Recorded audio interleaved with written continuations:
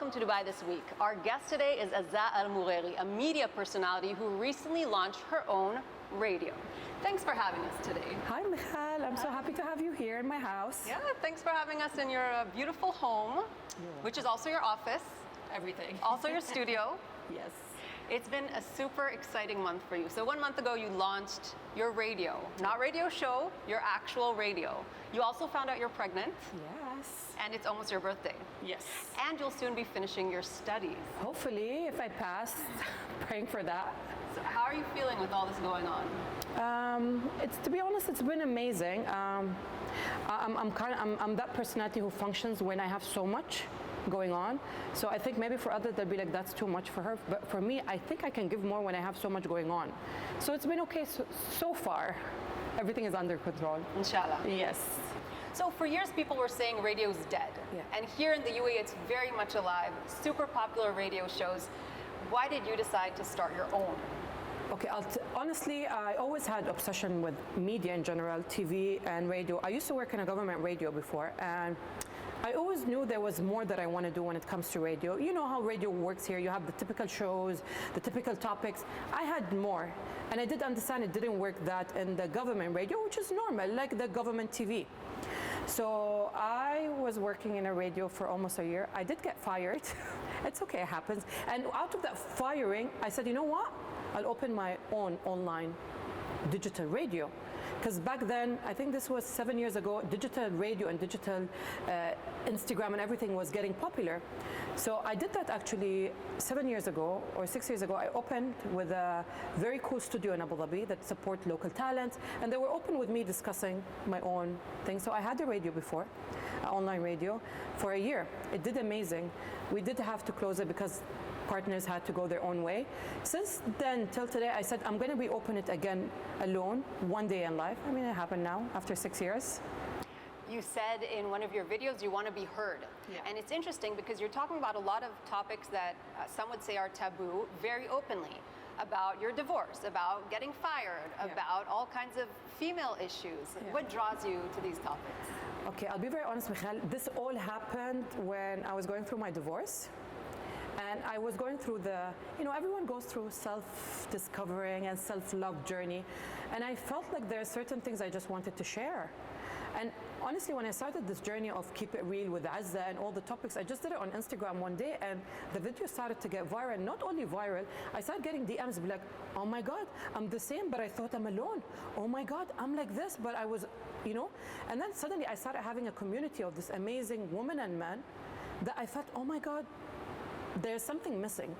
At the same time, I felt like I related to a community.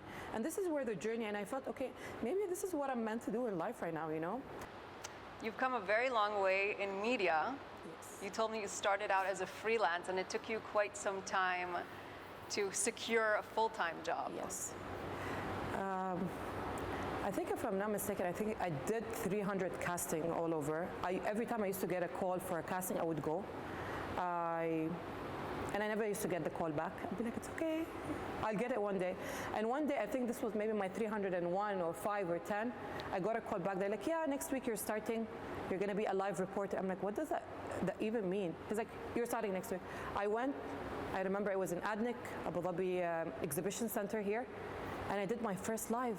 I didn't even know what you have to do. Like, you have to put your headset and wait till the presenter give you the cue, and then you start, and then you don't move from the screen. It was a disaster. It was my first ever. But then that's my journey started. It was in Abu Dhabi TV for the morning show. How does the Emirati community react to some of the controversial topics that you raise? See, I tried to be, maybe when I started in the beginning, a couple of years ago, I was very excited. I had no filter. And I did get a couple of calls saying, like, calm down. I had so much to say. I was angry. I didn't know how even digital platform works. So I would say I've learned through the journey of how to send the message, not to offend you and not to judge you. So it was a journey for me to learn. I think now I'm in a very comfortable place that I can say I'm expert when I open controversial topic without offending anyone. At the same time, knowing how to maybe let you, when you read the video, be like, okay, it's okay. People can be brutal online, especially when they're hiding behind well, an online personality. How do you deal with that criticism? And it's not criticism, really. Sometimes it's insults, sometimes it's personal attacks. I mean, I take it day by day. I think right now I'm purely immune. Like, people curse badly online, by the way. They curse me, they curse my husband, they curse my kids. Like, I'm like, why do you have to go there? And sometimes one of the video will go viral and you will find like 5,000 comments, maybe 2,000 and a half comments cursing me. Like, you're ugly, your nose is ugly, you look like a man. The first experience of bullying was I had my videos spread all over saying that I'm a man. I look like a man, I'm very masculine. And this was the first harsh experience of bullying I ever got. Not like, oh, you look ugly, you're not nice. No, like harsh. And I remember one of the WhatsApp my mom received or my dad, and it says, oh, this woman trying to be a man or something. And I'm like, no, that's me, you know? And that's where the bullying started. It's because I don't know if I don't have the typical when it comes to beauty of what they expect. Because everyone who's in media or comes out, they have to have a certain nose, certain looks, certain way of dressing. Maybe for them it was a bit shocking, so I can't blame them at the same time. I don't know. It was maybe readjusting. So, I mean, how do you deal with it? I cried a lot. I went to depression a lot. I did a couple of I did a couple of consultancy because, I won't lie, I considered surgery because somehow it did affect me when you get 2,000 messages, oh, your nose is ugly, or you look like a man. I'd be like, oh my God, what's wrong with me? So it did play with my head a bit, but I mean, now after a couple of years, I'm purely immune. Like, sometimes I won't lie, when I wake up in the morning, I get a harsh message, I'm like, what's wrong with people? But now I purely know it's them, it's not me, so I'm fine with it. Instagram is a job. Being an influencer is a full-time job, and you have a lot of collaborations, you do commercials, and this one behind us is something that really caught my eye. Yeah. I'm happy that it's here. Tell us about the meaning behind this one. Okay, so I always collaborate with an amazing videographer and photographer called Wali Shah from a long time. He was actually my partner in White Cube when I had the radio. So he has the same mindset as what I think. And every time when I call him, I'm like, he's like, Azza, I have this idea, I have this topic. And we always do pictures that this is not the first one, this is maybe the 7th. One of my favorite, this. And when we came in the concept, I think he was doing a workshop for one of the brands, and he's like, come over, I have this concept that I want to shoot. And the target out of it, I want you to have all your brands in front of you, where you have the Dolce, the Balenciaga, the LV, the Gucci, and the makeup, but you actually don't have money.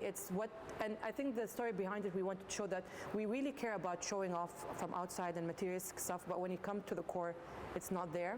That's why we had the 5 dirham out, but then I have stuff worth of 100K or something.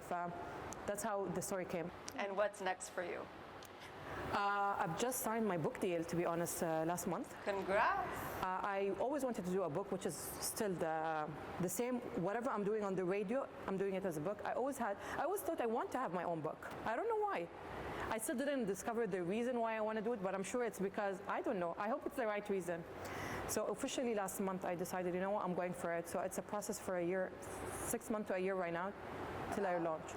I still don't want to mention, to be honest, because we're still working on the title. But what I can promise is what exactly I'm doing in the radio with Keep It Real with Azza, or confession, because I have a lot of confessions that I do on my Instagram.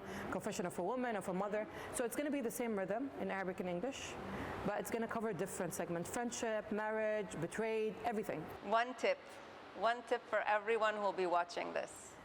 One tip I would say, because this year is the year that I made all my dreams come true.